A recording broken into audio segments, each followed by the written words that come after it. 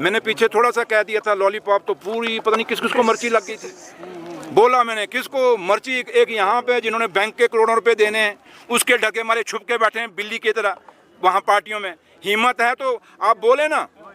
आप सुनील शर्मा साहब आज की डेट में एलओपी नहीं है। सुनील शर्मा साहब भैया आज की डेट में राजभवन के स्पोक्समैन हैं।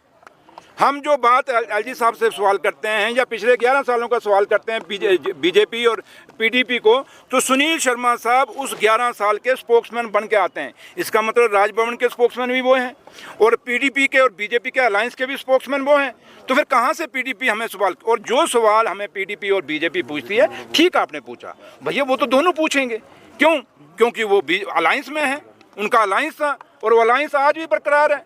एक दिन बयान जो सुनील शर्मा साहब देते हैं वही बयान दूसरे दिन महबा जी देती हैं, तीसरे दिन वही बयान सजाद लोन साहब देते हैं, चौथे दिन वही बयान दूसरा कोई लीडर जो ए बी सी डी में जो हैं बीजेपी की जम्मू कश्मीर के अंदर, जिन्होंने हम मिल के हमारे जम्मू कश्मीर का स्टेट का दर्जा तोड़ के यूटी बनाया, तो वही लोग तो मिल के पूछते हैं सवाल। इसलिए मैं आपसे कहूँगा, क्योंकि मुझे और उमर अब्दुल्ला सरकार को और जम्मू कश्मीर की आवाम को आप लोगों से बहुत तवक्को है।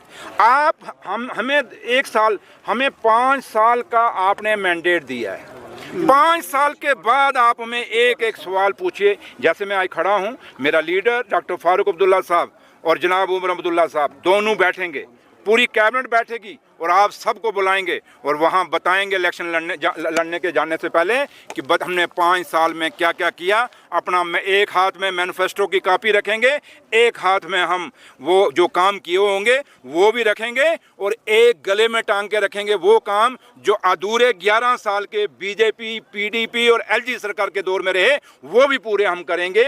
इतना बड़ा एजेंडा हम लेके चल रहे हैं। इसलिए आप हमें छोटा मत करिए आंकड़े की। और मैं आपसे बार बार कहूँगा, बहुत सीनियर लोग हैं, बहुत तजुर्बा है, बड़ी मुश्किलों और मुसीबतों में आपने ये कलम बचा के रखी है, ये आवाज़ प्रेस की बचा के रखी है। इसलिए आप कभी हमें सवाल उनको पूछिए।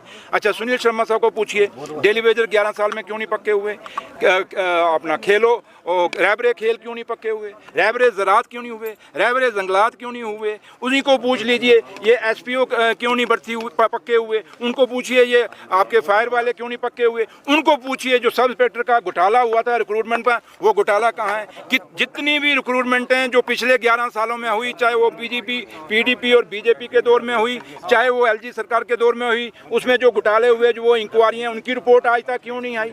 मैं कितने मुद्दे आपको मैं गिनाने पे जाऊं तो मैं बहुत कुछ, लेकिन मैं नहीं गिनाना चाहता, क्योंकि जब हम गिनाते हैं